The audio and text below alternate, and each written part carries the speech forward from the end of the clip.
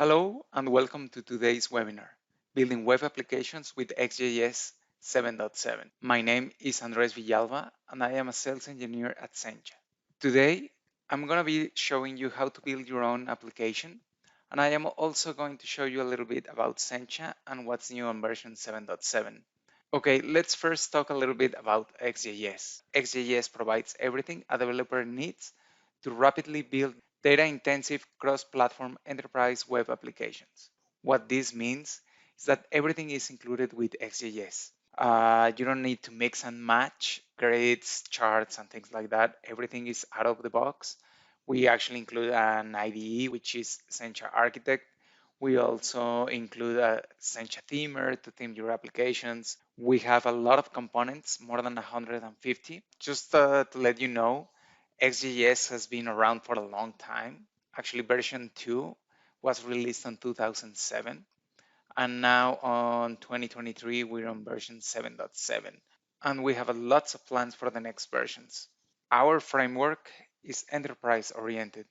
What that means is that it's perfect for business critical applications that are easy to maintain and support, that follow all of modern technologies, and that work with all new browsers and devices. Like I was saying, HGS it's a front-end technology, meaning that it runs in the user's device. We have to use a backend tool. It can be whatever you want. We can say that XJS is backend agnostic, so you could use Java, .NET, Node.js, Python, PHP. Internally, XJS works with JavaScript, HTML5, and CSS3.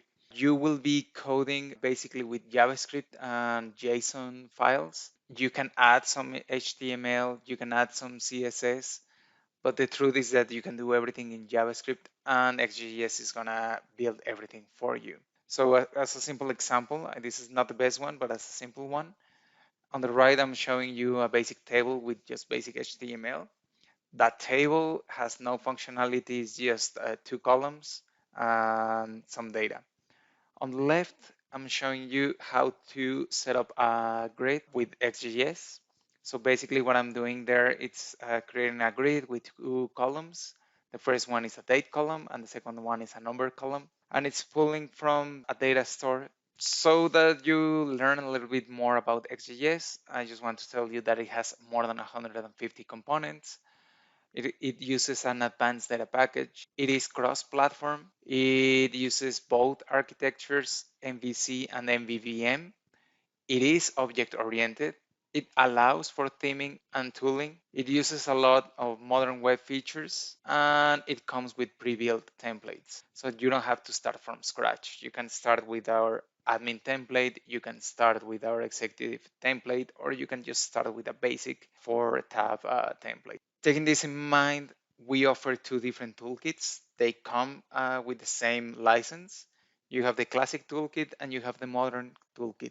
The classic is a little bit more focused on desktop browsers, and the modern toolkit is looking into the future. It's using HTML5, is also looking to work with touch devices. However, something important is that they're not exclusive, meaning you can create a classic application and it will be working on your mobile device without an issue.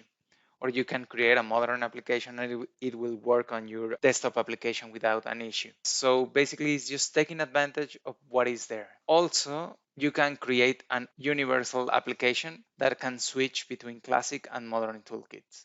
On this later version, what we have here is basically just fixes and improvements. So we have a lot of improvements on grids, charts, and calendars. We also have accessibility improvements. We enhance how the grid column works on Firefox. And there's also enhancements on Sencha Architect and Sencha Themer. We now have import support for Sencha Themer themes in Architect. We have quality enhancements for our IDE plugins. And there are some improvements on Sencha Command and on NPM. The kitchen sink is one of our helpful tools that we have online. It is basically a library of components. Here you can look at all of them or most of them. And we have them grouped by their type. So we have components, grids, trees, charts, calendars, pivot grids, D3 adapter, and templates. If you click on one, you can navigate through it and just see a basic example. And what it's amazing about the kitchen sink is that apart from looking at this example and testing it, you can go ahead and click on the details panel on the right, and you will be able to see the code that displays this example. So basically here I have the view, and this is creating a grid panel, and it's adding this title with these dimensions, some other options there, and we can look at the columns, which is the row number. We have the company, price, change, percentage change, and last updated columns. And you can also go ahead and look at the store and see how it's connecting to the backend. You can also look at the model and see how it's loading everything. Go back. As you can see, you have a lot of buttons, different types like toggle buttons, basic buttons, split buttons with menus inside. You have forms. And like I was saying, everything has an example on the right. And if you look at our component groups, basically how it works, it's components, grids, trees, and charts come with our professional edition. Calendar, pivot grids, and D3 adapter come with our enterprise edition. There are some exemptions, but basically that's the idea. How to tell if I go and look at an example. If it says premium over here, it comes with Sencha Enterprise Edition. Now that I have also opened the calendar, as you can see, it's quite simple.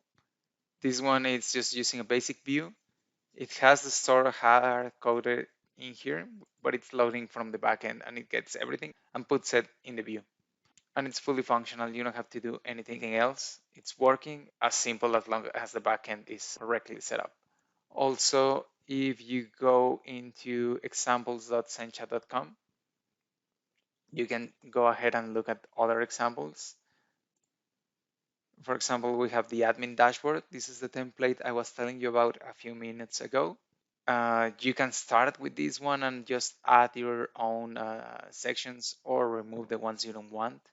And this one is actually a universal app. So basically I can switch between classic and modern toolkits. You can go ahead and also look at the executive dashboard. Okay, so this is just a basic idea of what XJS does and what it includes. Now what I'm gonna be doing is just creating an example. So let's jump to the demo. The demo is gonna be divided into different parts. The first one, I will create a simple app. I'm gonna use Sencha command and just create a simple app and get it running. And the second one, what I will do is just add a basic grid into the example. Okay, for this example, I will be using Microsoft Code, but you can use the IDE of your choice. Right now, what I'm gonna do is open a terminal window and I'm gonna run a command to create the application. Take in mind that you can use the command window, you could use PowerShell, you could use just the basic terminal that it's included with Microsoft Code. So that's what I'm gonna be doing so that you know exactly what it takes to create an application. I need to have Sencha command installed in my computer, and I also need the SDK. Right now I have the SDK just outside my folder. So right now this is where my application is gonna be saved. But if I go one level up, as you can see here, here I have the folder with the SDK. That's the one I'm gonna be referencing when I create my application. So let me just go back into app. Let me clear screen. And the Sencha command is just Sencha. Then I'm just gonna call the SDK. I have to specify where it's saved. So I'm just gonna say it's saved under um, Ext 7.7. Then I have to say what I'm gonna do. This time I'm gonna generate an app. Here I can specify if it's gonna be classic or modern. In this case, I'm just gonna create a classic app, and then I have to give it a name. Let's just call it my app. This is going to be the namespace. So it's really important to be sure what you're going to call it here. I usually just call it app. That way, if I'm getting some code from a previous application I created and putting it into this application, it'll be easier to move. But, but since this is just an online example, I'm just going to call it my app. And then I have to specify the folder where it's going to be created. Take in mind, this is going to take a few minutes to create. It's going to get every file that it needs from the SDK folder. But once it's done, I will have a basic application. Once again, I am not creating the admin panel. I'm just creating a basic application. It'll be easier for this short webinar. But if I wanted to, I could create an admin panel.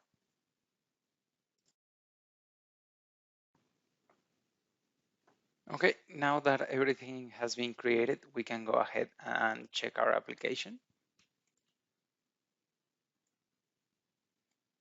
And as you can see, this is the basic example that was created. Basically has 4 sections. The first one has a grid, and the other 3 just have basic HTML. If you also go ahead and change the window size, you can see that the menu is responsive. And that's really easy to locate here in the code. All our code for the application is inside app. And since this is a view, it's going to be inside view. Inside main, we can see the tab panel. You can see here that the actual view, it's extending from tab panel. What's important here is that we have a bunch of items that are the children for this panel. So if I wanted to create more options, I can go ahead and just copy and paste, and now I have another option inside my tab panel. Basically, right now it's just basic HTML. And if I want less options, I can now just go in and take those out. I'm just gonna leave 2 options in there for now. As you can see, each item, basically what it has is a title, it has an icon class, and has its own items. So what it does here, this is the actual tab, and inside the tab there's a main list. This main list, which I will explain in a few minutes, means this other file. Anyways, if I want to create my own section, what I will do is create my own view. I will also create my data, meaning my store. So for now, what I'm gonna do is show you how to create my own grid. So everything right now is saved under main. I'm just gonna create a new folder inside view. And what I'm gonna be showing you, it's a basic grid. It could be any kind of information. Right now, what I'm gonna show you, it's car dealership information. So I'm just gonna call it car listings. Okay, and inside of it, I'm gonna create the view. So basically, I'm just gonna say new file. I'm gonna call it list view.js. Okay, and what I'm gonna be doing here is just a basic view. I can start from scratch. If I have the IDE plugins, I can use them. So what I'm gonna do is just basically create the view myself. The way it works, I have to use the Ext object, and inside of it, I'm just gonna say define. What I'm doing here is creating a new class. It must match the name of my application, and then I have to specify the folder where the class is saved. So it's view, car listings, and the name of the class list view. So define receives a string, and then it receives an object, and this object is going to contain all the details. For example, I'm just going to say extend, and I'm going to extend from a basic grid, which is ext grid.panel. For now, what I'm going to do here is just put a title in. I'm just going to call it car listings. And I also need to specify a next type, and this is a name for this view. So car listings view. So how this works, it's whenever I want to include my file inside another one, I use this name over here, the class name. If I want to create an object, I usually use the X type. It's not as simple as that, but for now, I think that will do. So inside my main class, what I will do here, so you can see there's a requires key. And here I can call all the classes that I need. So I'm just gonna require this new class that I just created so that it gets loaded. And then I'm gonna use this name here to actually call that view. So instead of having bind HTML, I'm gonna do the same thing that the other example has. I'm gonna add an items array, and I'm gonna put that specific view as a child. This is not gonna have much inside of it, but if everything is correct, as you can see here, I'm gonna have that second option, and it has the title. It is this simple to do it with code. What else do I need? I need columns. So for now, I'm just gonna add the columns key. It is an array, and I can specify inside of it all the columns that I'm gonna show. So here, the first column, I'm just gonna say text ID. This is gonna be the title. Then I'm gonna put here data index. This is the name of the field that contains the actual data. So I'm just also gonna call it ID, and I'm gonna give it a fixed width of 120 pixels. Then I can continue adding more columns. Like I said, this is just gonna be some card listing. So here I'm just gonna put the brand, and then data index is gonna be same deal, brand. And this time I'm gonna specify the width with a flex value. I'll explain it in a sec. Gonna put the model. Let's put in some price. And this one is also going to be a fixed width, let's say 200 pixels. This could be a CSS value, so I could instead specify 1 centimeter or 120 pixels like that. But if I specify a number, XJS is gonna just read it as a pixel value. And the way this works, the columns are gonna be displayed with specific values in the case of the ID and price. The remaining width is gonna be divided equally between brand and model. If I did something like this, then the remaining width, it's gonna be divided in three, and the first two sizes are gonna be assigned to brand, and one is gonna be assigned to model, meaning this is 66% and this is 33%. As you can see, ID and price are fixed by default, and brand is double the size from model. How do I load the data? Well, what I need to do is create a store. And before I do that, let me just go ahead and change the title over here with card listings. I'm gonna create a new store. So I'm gonna just call this card listings.js. Same deal, I can start from scratch or I can use the IDE plugins. This time around, what I'm gonna do is just steal this other one, paste it here. So it's the name, it's the same deal, it's the name of my application, then store, which is the folder, and then the name of my class. I'm extending from a data store. Here, instead of creating a next type, I'm creating an alias, and this is gonna be car listings. I can specify a data model. For now, I'm not gonna do that. I can hard code the data. I'm not gonna do that either. And I can also specify where the data is gonna come from. So I'm just gonna say Ajax, and I'm just gonna add a URL. For now, I'm gonna put this inside the same domain. I'm gonna create a system folder. It's not the best thing to do, but this is just an example. I'm just gonna call this data.json. What I'm gonna do is create a folder inside my application, which I'm just gonna call system. And inside of it, I'm just gonna create that data.json. Instead of a JSON file, it could be a Python or a PHP file or any backend that you want to use. Of course, it would be best to have the front end in a server and the backend on a different one. For this example, I'm just doing it inside the same server. And what I'm gonna put here, it's just some data that are created before. Just gonna paste it. So let me just go ahead and copy. Okay, this is the data that we have. Like I said, it's just a basic JSON file. If I was using some other kind of backend, what I would be doing is creating something similar to this. But for now, that's all I'm putting there. Take in mind that this one is using the data key as the root, so I must match it over here.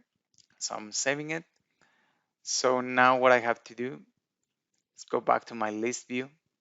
Here I need the requires key. I must specify that I require the store. Then I'm just gonna add the store inside of it.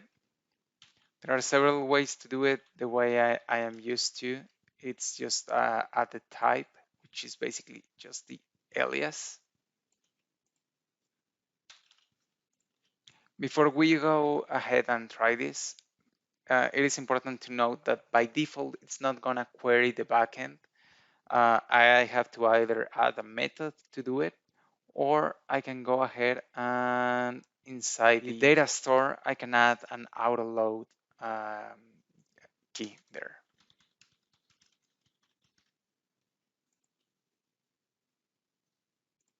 And as you can see, here we have the information. Take in mind, not everything is showing because we have a mistake. So as you can see, the data that I had, it was called car brand, car model. So that's why it's not showing. So I have to go into my list view and change the data index to match the correct key. Let's try it again. As you can see, now I have the correct data here. And as you can see, everything is working. It's also sorting inside of the view.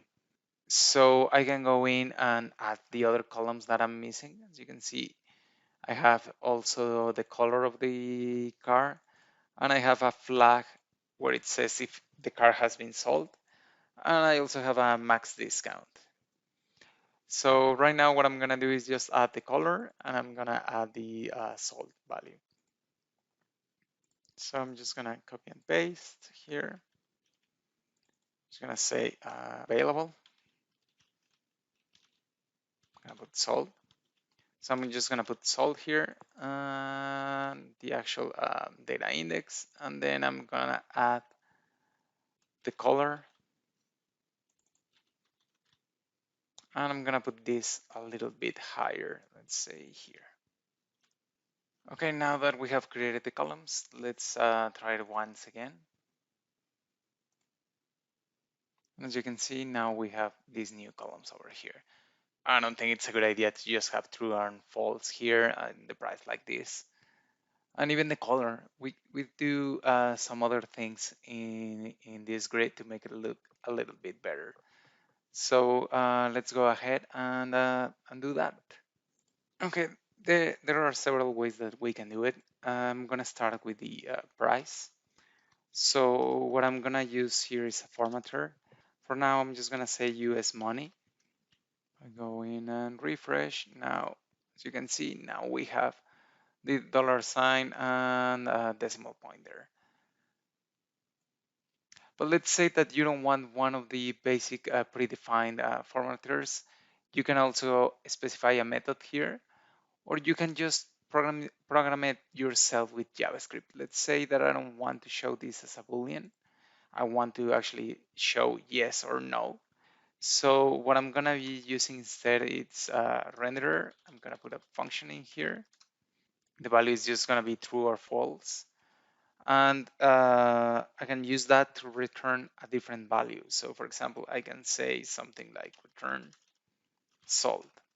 So right now it doesn't really matter what it has. It's just gonna say sold, all the different rows. So let's try it. And as you can see, it just says sold, sold, sold. So what I want to do here is just check value. So basically if value is true, I'm just gonna say sold. In any other case, I'm just gonna add a dash there. As you can see, now it is like that. What else can we do here? Okay, something else that we can do, it's basically the same idea with the color. So let's do this. Let's go into color. I'll make it a little bit wider. I'm just gonna say render function. I'm gonna put a value there. And of course, we can return just the value again. But what I'm gonna do here, just as a simple example, I'm just gonna type some HTML there. I'm gonna make this look just like a basic square. So I'm just gonna say that this is display inline block. Let's say a width of I don't know, 16 pixels, a height of 16 pixels, and a background color of whatever we have in value. Okay, and maybe I'm just gonna add a border, 2 pixels, solid, and let's just say that it's a basic gray color. So if I try this again, you can see what I added there. It's just a simple box with the actual color. So we can do a lot more here. I just wanted to show you all a simple example of how we can set up our columns any way we want. There's something else that I want to show you, something that it's happening here. First, this template has a margin there. Maybe you want it, maybe you don't. So I'm just gonna get rid of it. Second, there's actually 20 rows and I'm just looking at 18. And that's just because of the size of the window. So I want a scroll bar there. And what I'm gonna do then, it's going to the main file, and there I'm gonna get rid of that border. That's called body padding there. And I'm also going to change the layout. Right now we're just using a basic layout, which is ignoring the actual size. It's just gonna put every element one below the other one. So here I'm just gonna say layout.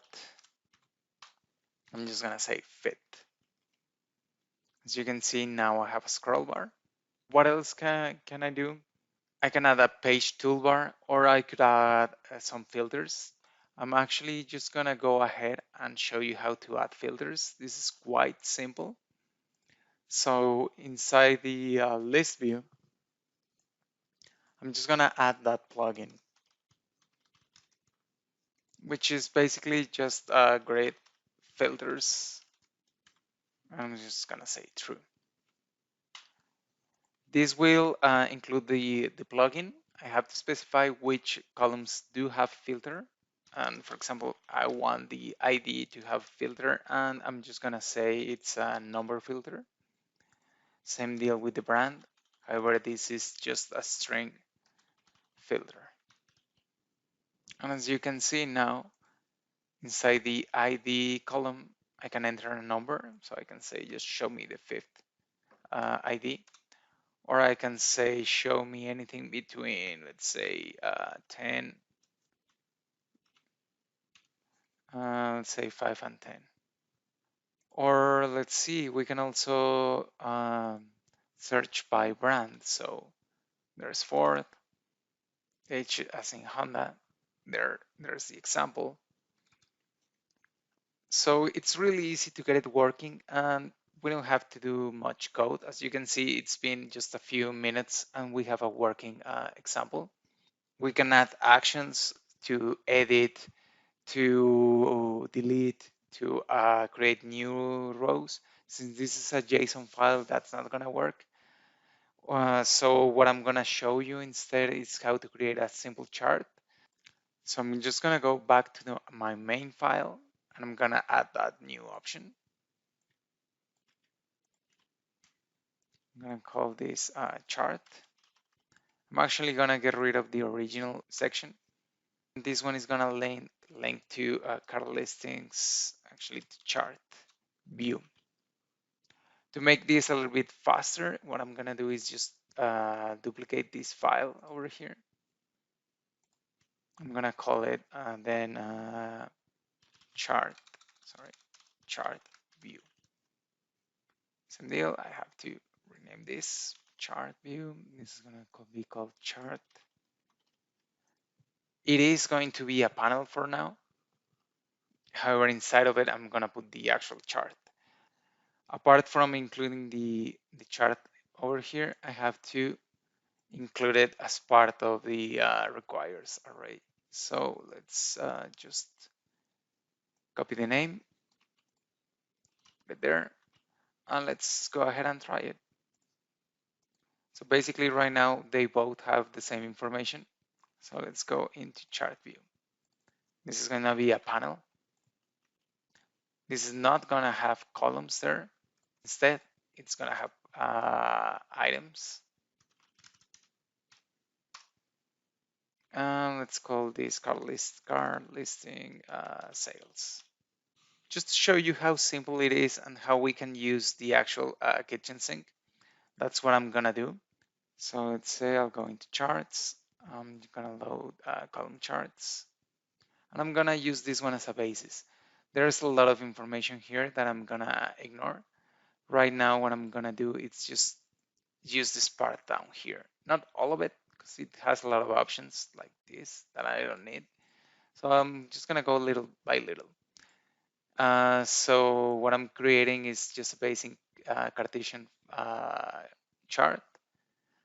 I'm gonna use a reference, and I'm gonna use a store. So let's get that. Let's put it in here.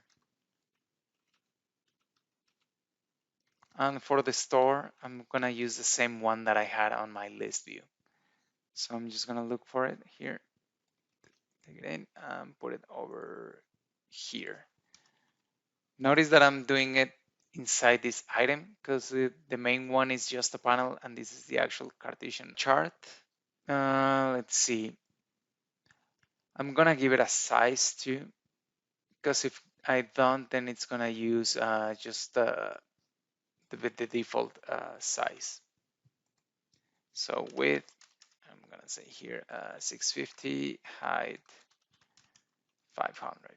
Apart from that, then what I need to do is specify the axis and the series.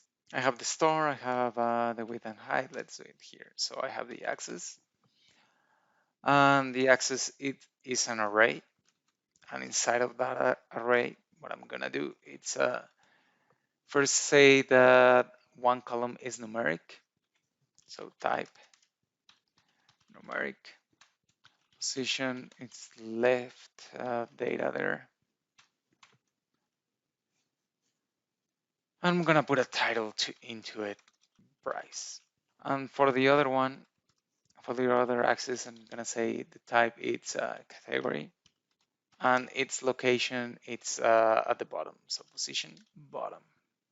Okay, so after this, what I have to do it's the actual series. I can have several series inside one chart. That's why it receives an array, and inside of it, I can put any type I want. So this time it's gonna be a bar chart, and I'm also just gonna say where the X field and the Y field comes from. So the X field comes from the brand, and the Y field comes from the price.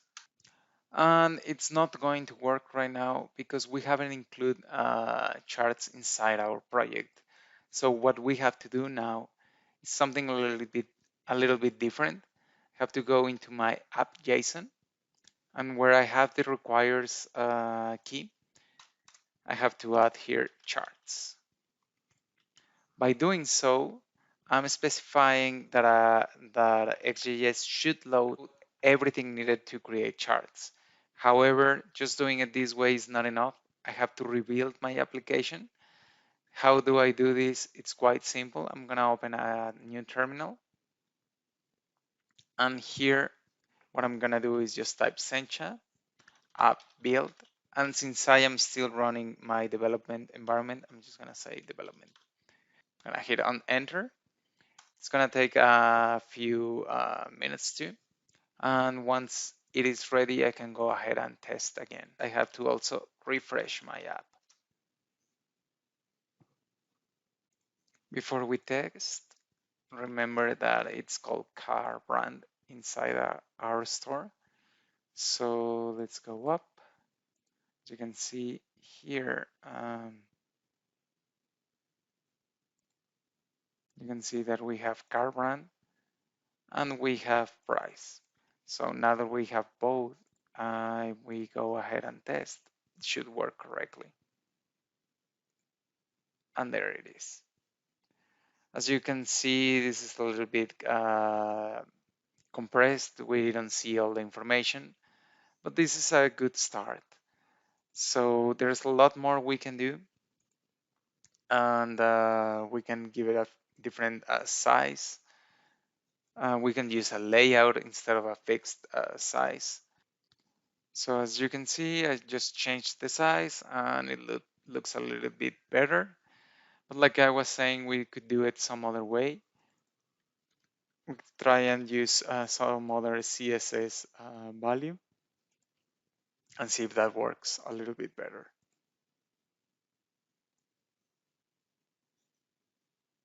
Okay.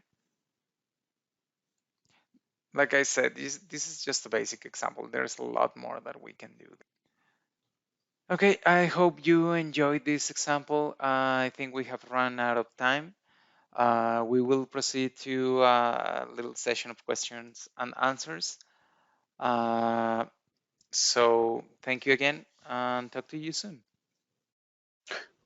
Okay, and I think we're back. We are. We are. So thanks there to Andreas for a great sentence. Yeah, he's great. The problem, as I mentioned before, he lives in the US, so the time wasn't very good for him because it was like 3 a.m. at night. So he asked me to do the Q&A.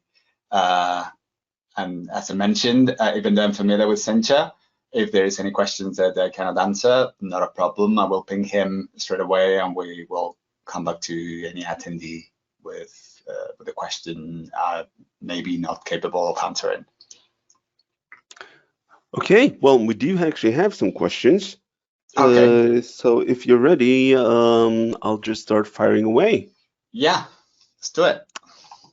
So a question here, what is the advantage of Sencha JS against something like Shiny R application for data-intensive application? The thing with Sencha, I would say that the best thing it has is that insane amount of components that become already available for you, that you don't need to do much. It's true that some people really care about personalization and customization of components, but even though you can still do that with Sencha, you can have an application developed very, very, very quickly. And I have to say, for example, the grid component that comes with Sencha is just, to me, is one of the most powerful ones out there. You have more than 140 components available to use, so it kind of follows the same approach of this low-code approach, where you don't need to code much because we're offering you already the functionality that of those components. So I would say that the insane amount of components and how easy it is to use those and keep adding new features to your application with Sencha. I would say that's one of the, and also offering Sencha Architect, which is great as well, which is an IDE that you can use to design your application visually. It's not a no-code application, but it's a low-code approach. So you can drag and drop the components and create those, create the applications straight away from an IDE, following pretty much the same approach as Rad Studio or Delphi. Okay, great, thanks. So Next question here is, where can I find more information on building a Sencha app? That first thing I would suggest, go to Sencha.com, which is the Sencha website, and then you can access from there to the documentation. So this it's quite standard. You're gonna find a link in the menu that says Docs. So you access there, and then you have all the documentation there to check how you can start using Sencha. We also have the YouTube channel, which has an insane amount of videos as well, explaining how you can start using Sencha. And we recently actually released a new PDF in case you want some offline, because nowadays it seems that everything has to be online. We released a PDF, which is like some sort of ebook with all the documentation as well. And I can provide to you the link if you want, because you just need to access the link, put your details, and you will get for free the PDF on your email. I will drop that link to you so you can add it to the email afterwards, so people can download that from there. Yeah, great. We'll make sure to forward that. Okay. Good. So next question is, how easy is it to change the style or design of the application? I mean, it's fairly simple. If you don't, it's not like you don't care. It's like if you don't want to customize much your application, XJS already comes with multiple themes out of the box, so you don't need to, in case you don't know CSS or you don't want to big quote waste time and the style of your application. That's another benefit from XJS.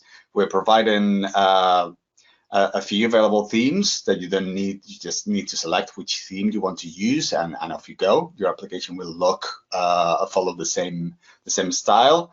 But in case you want to customize that a bit more, or if you own a commercial license, you can also use something that's called Sencha Theme. So that allows you to customize in a more granular way your application. If you want more info about Sencha Theme, we recommend you to go to the Sencha YouTube channel and search for Sencha Theme. Again, I will put the name and the answer for you. So in case you're interested in customization to very, very specific detail, you can use Sencha Theme for that. Good. Next question is, do I have to code my application from scratch? No. Well, I mean, if you want to, yes, but no. I think, I was following in the background Andres' video, and he showed today that you can use a template as a starting point. So you can have like this boilerplate pre-configured for you, so you don't need to be coding everything manually.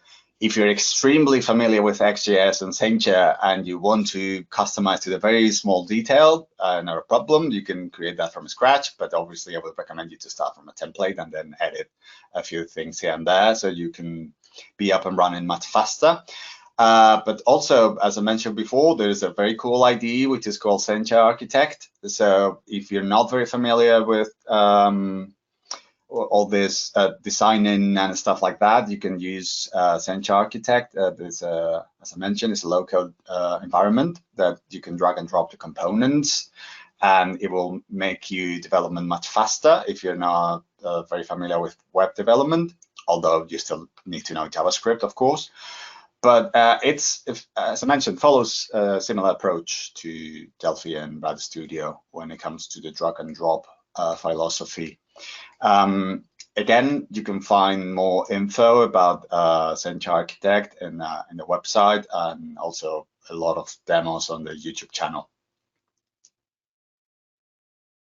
Good.